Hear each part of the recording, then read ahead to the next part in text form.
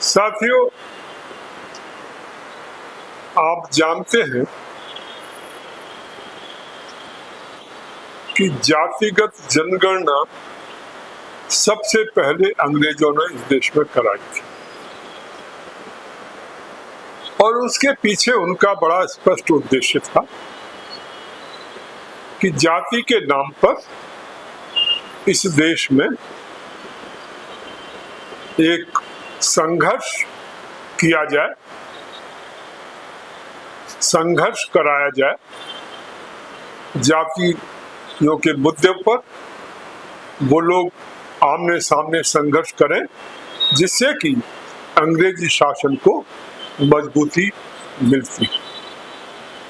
इसी उद्देश्य के कारण कि लोगों में आपस में संघर्ष हो, जाति के नाम पर लोग जो है अधिक से अधिक सुविधाएं मांगे और इस आधार पर जब संघर्ष होगा तो ये जो स्वतंत्रता का आंदोलन देश में चल रहा था वो कमजोर होगा और अंग्रेजी शासन जो है यहाँ पर अधिकतम समय के लिए शासन कर पाएगा।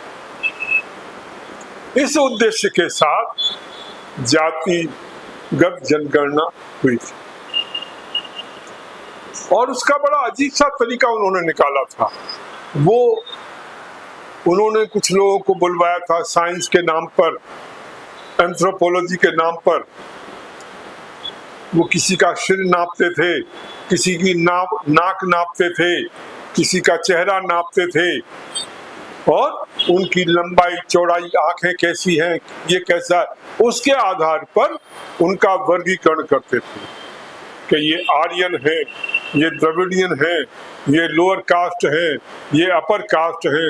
ये सारा तमाशा साइंस का सहारा लेकर उन्होंने इस देश में किया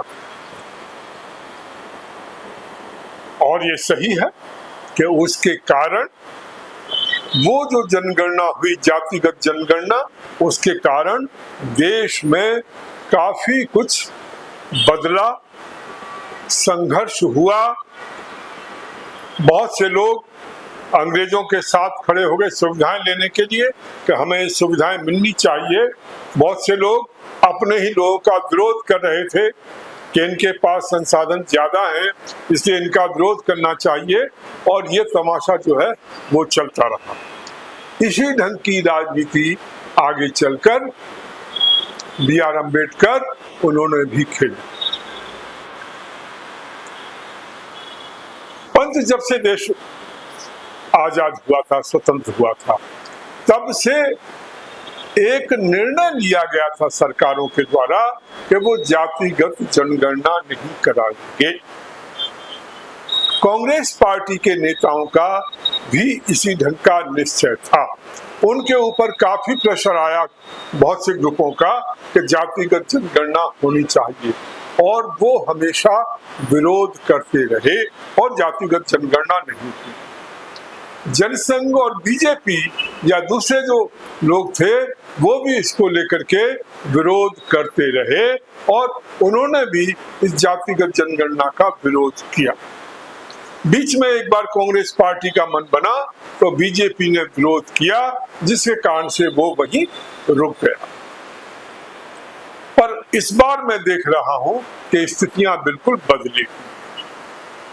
पहले राजीव गांधी इस बात की डिमांड कर रहे थे कि जातिगत जनगणना होनी चाहिए और जिसकी जितनी जनसंख्या उसके आधार पर उसको उतना अधिकार मिलना चाहिए।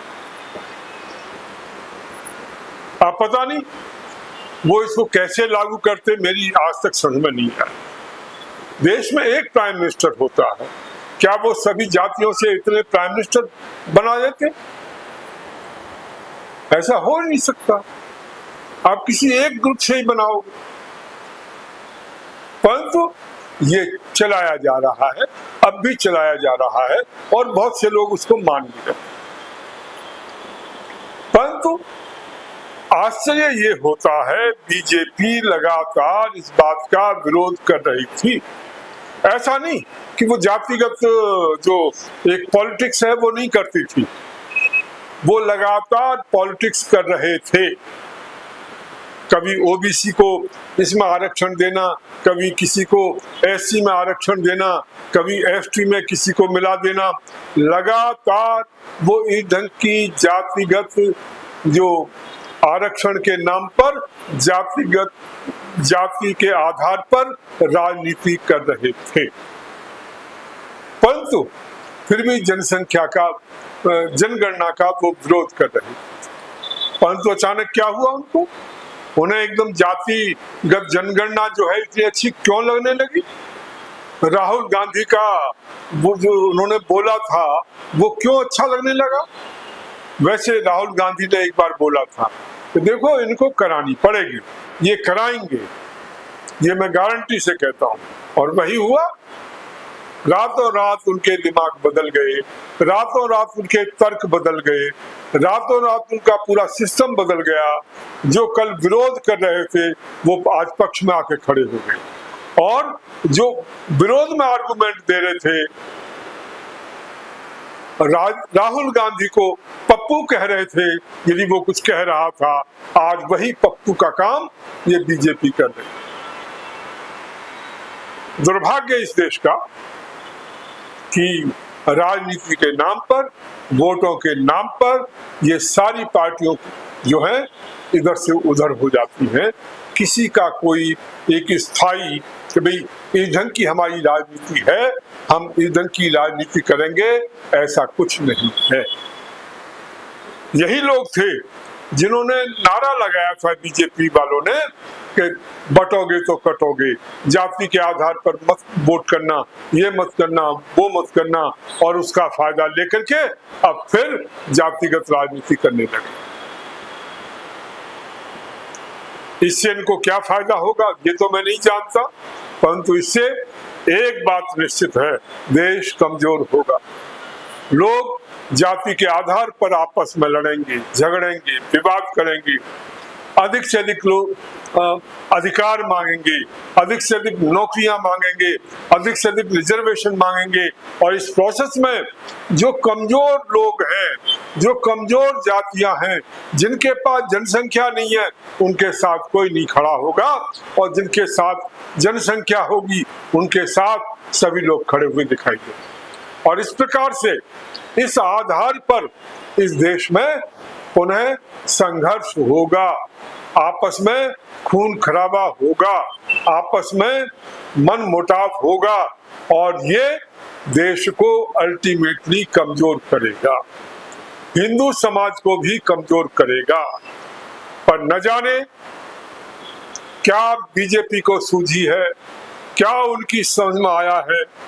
वैसे वो रंग बदलने में बड़े माहिर, और एकदम से वो अपना नैरेटिव एकदम चालू कर देते हैं, एकदम दूसरे ढंग के जो बात कहनी होगी उसका नैरेटिव तुरंत आर्गुमेंट चालू कर देते हैं।